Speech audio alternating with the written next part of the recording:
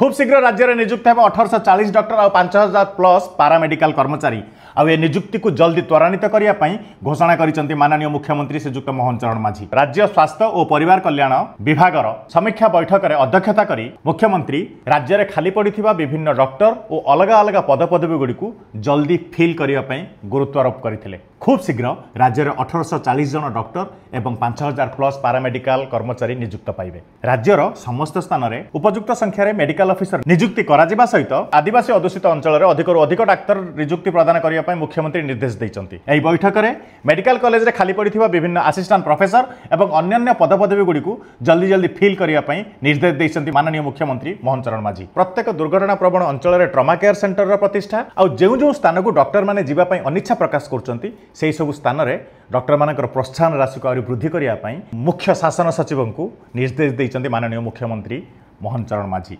आदिवासी मानकर स्वास्थ्य, आदिवासी मानकर शिक्षा, आदिवासी मानकर गमनागमन एवं राज्यर प्रत्येक व्यक्ति जमिति मौलिक सुविधार वंचित न हुए ता उपरे गुरुत्वारोप करिसंती माननीय मुख्यमंत्री मोहन चरण माझी। जय हिंद।